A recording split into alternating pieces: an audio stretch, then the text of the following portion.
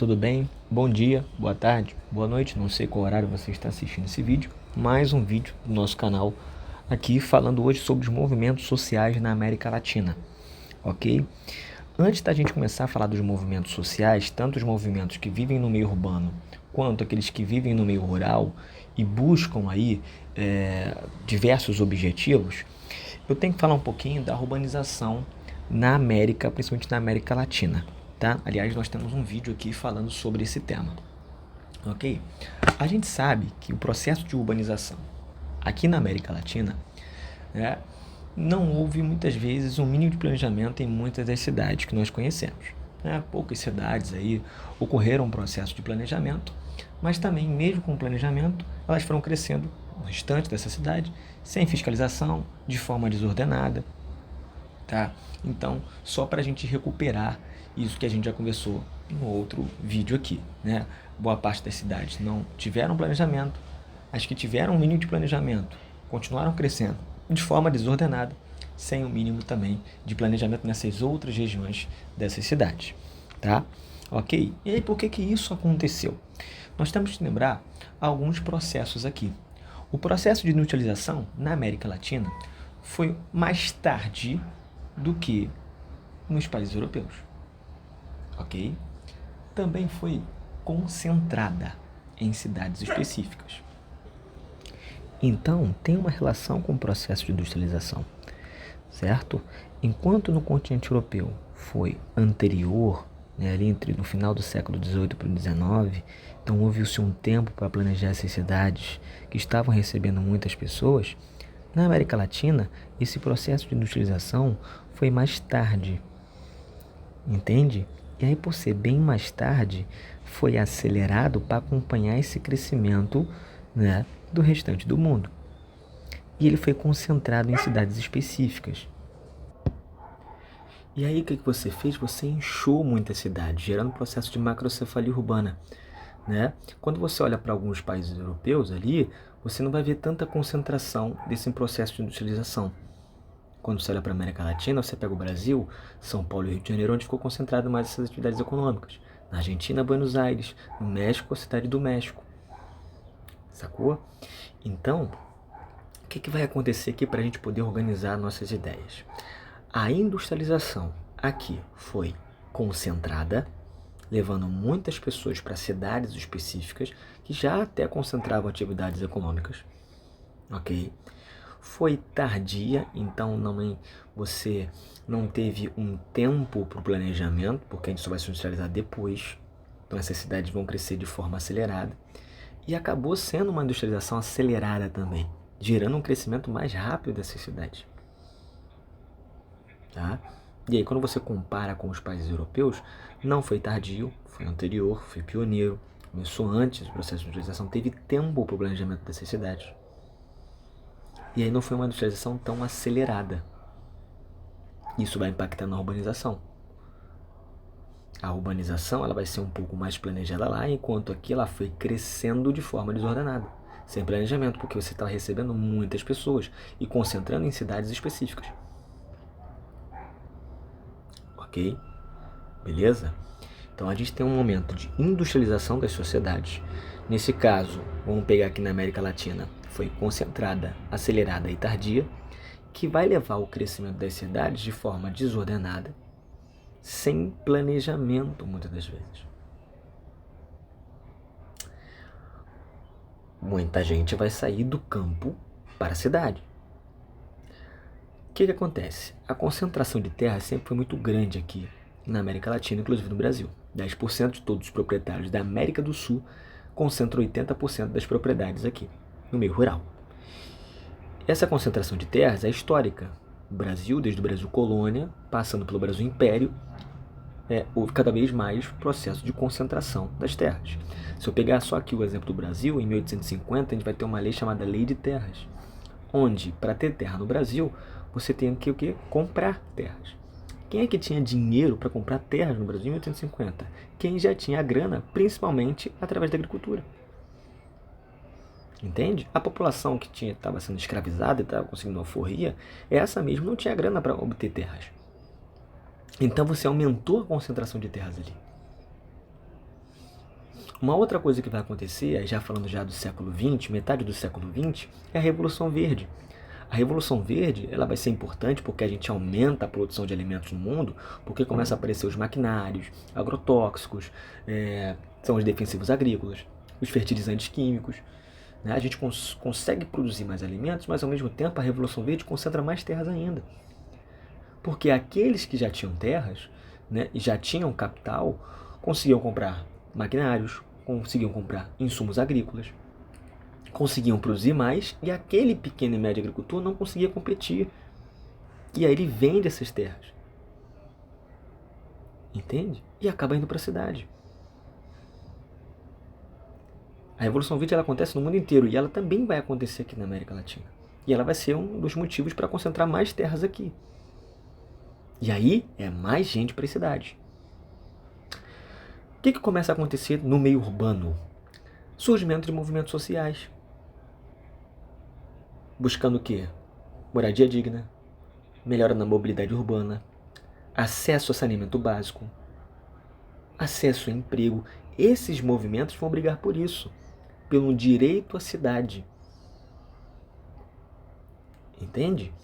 As cidades crescem de forma desordenada, sem planejamento, onde boa parte da população periférica, que vai estar nessas áreas periféricas, vão estar sem acesso a esses diversos serviços. E aí faz sentido esse surgimento dos movimentos sociais, para questionar por que está faltando isso.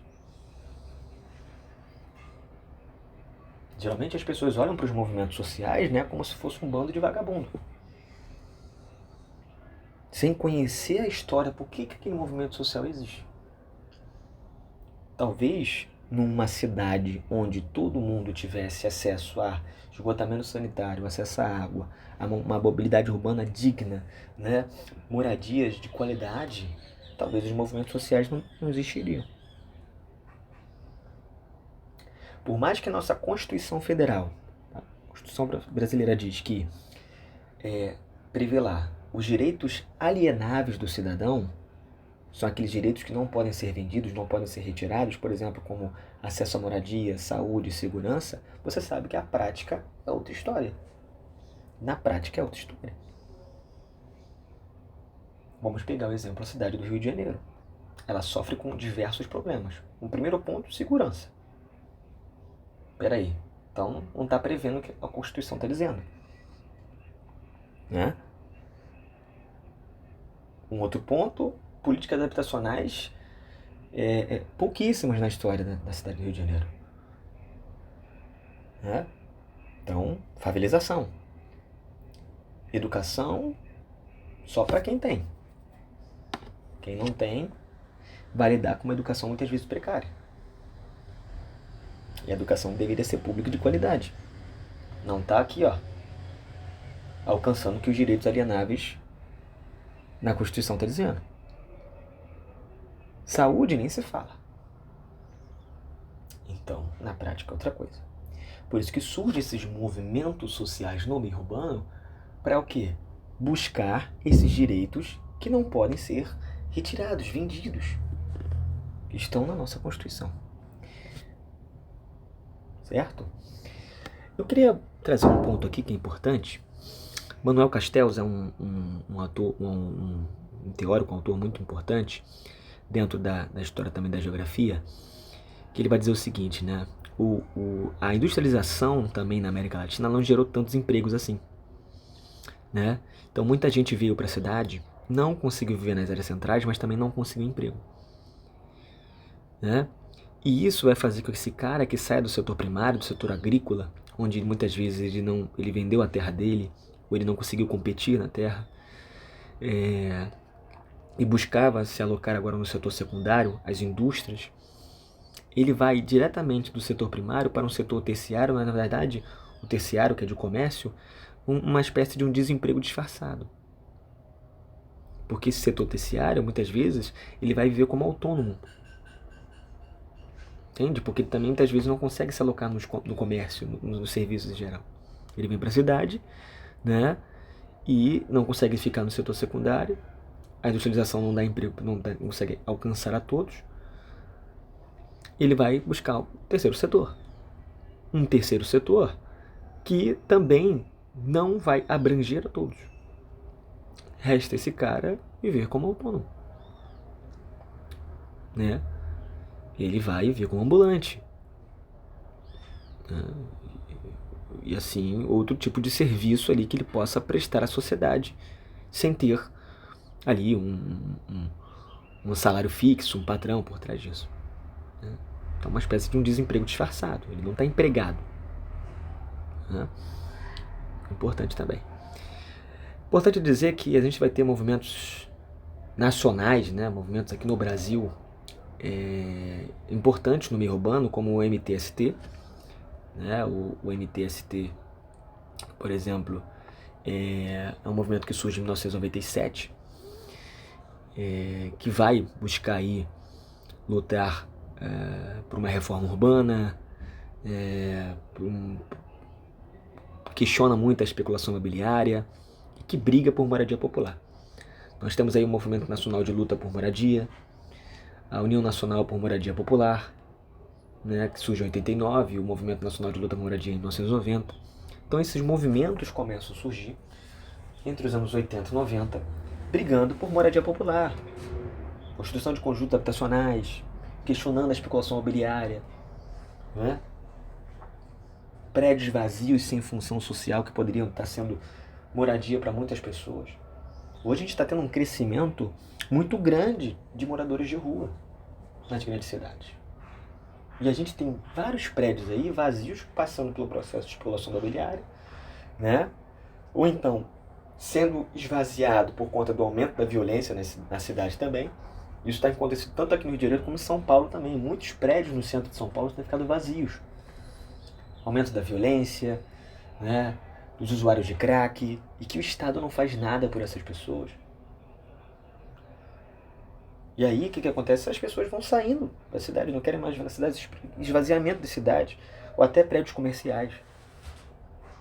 O Estado poderia fazer, poxa, prédios vazios aqui, vamos então ver quem é o dono, né, proprietário, comprar esses prédios, fazer moradia popular, tirar essas pessoas da rua, criar reabilitação para as pessoas que são usuárias de crack. Mas não, os caras preferem gastar, né, entre eles ali, pensar no empresário, né, pensar no político, entre eles mesmos, né, aumento de salário, tanta coisa para a gente resolver, e geralmente estão focando em outras coisas.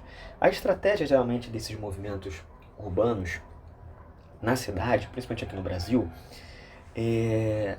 alguns deles ocupam imóveis sem função social, isso é, eles não ocupam imóveis que estão tendo alguma função, porque seria invasão de propriedade, tá?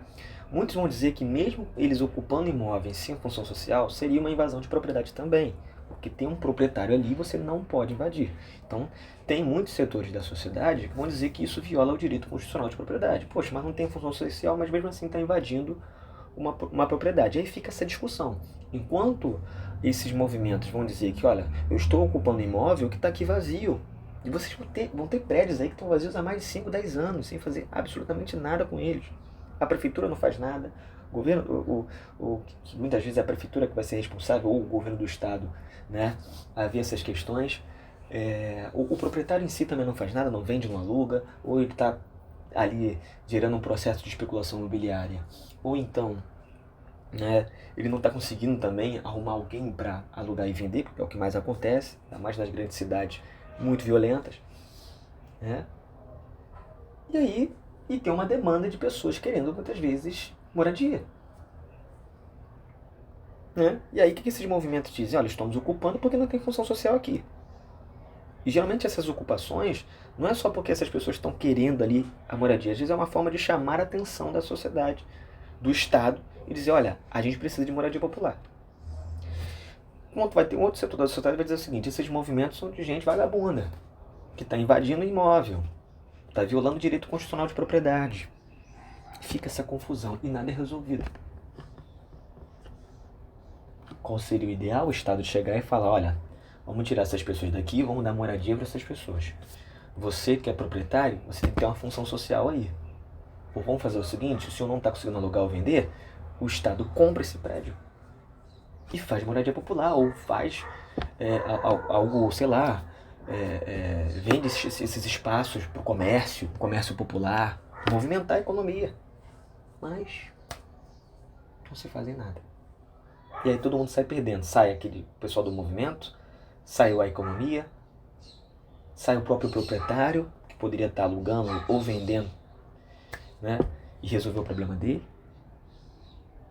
Né? Aqui na América Latina nós vamos ter alguns movimentos sociais no meio urbano muito importantes, lutando não só por moradia popular, mas também por outras coisas, né? Para acesso ao mercado de trabalho, né? Muitas vezes até gratuidade no transporte público. Tá? Nós temos o movimento urbano popular nos anos 60, existe até hoje no México, que luta por moradia popular. Nós temos vários movimentos na Argentina que são chamados de piqueteiros, né? Que por muito tempo eles lutavam por o acesso ao mercado de trabalho, para trabalhar. Né? Muitos trabalhavam na petrolífera argentina, né? Hoje muitos deles acabaram se virando como autônomos. É um movimento muito importante porque conseguiu derrubar 2 presidentes argentinos no final dos anos 90 e no início dos anos 2000, que a Argentina passava por uma hiperinflação, não está sendo muito diferente hoje. Né? Você tem ali o movimento estudantil chileno, que fez muito barulho no início dos anos 2000 por busca de gratuidade no transporte público, principalmente no metrô de Santiago. Né? Em 2019 retomaram também algumas ações ali, também contra o aumento do metrô em Santiago do Chile. Então já questionavam tanto a questão da gratuidade do transporte público e também já o acesso ao metrô. Por muito tempo voltaram a fazer isso, que foi até em 2006 eles chamaram de revolta dos pinguins por conta dos uniformes, né? Dos uniformes dos estudantes chilenos, né? Que eles pareciam pinguins ali. Isso em 2006, onde eles estavam brigando por gratuidade, né? No acesso ao transporte público. Isso é mobilidade urbana, cara. Então, olha a importância dos movimentos sociais questionarem o Estado e dizer: olha, nós estamos precisando de algo que é direito nosso. Se ninguém faz nada, as coisas vão continuar como estão, sempre. Essa imagem que vocês estão vendo aí é dos piqueteiros, né? E por que tem esse nome piqueteiros? Porque geralmente eles acabam fazendo cortes nas ruas, nas rodovias, né? Para impedir ali a locomoção de carros, né? E entre outros automóveis ali, né? Caminhões e tal, né? Claro, você pode questionar isso, né? Está impedindo o direito de ir e desvio e tudo mais. Mas é uma forma também desses movimentos chamarem atenção para um Estado que é mais para a economia da Argentina, né? Que por muito tempo não consegue se estabilizar. Né? É um movimento ainda que existe, que hoje também vem questionando ali o governo de Javier Milei. Né? É um movimento importante aqui na América Latina. Bom, eu vou fazer a parte 2 do vídeo, eu vou falar mais dos movimentos no meio rural, do MST, das ligas camponesas, tá? Como esses movimentos também vão ser importantes na luta por reforma agrária, por redistribuição de terras na América Latina. Tá?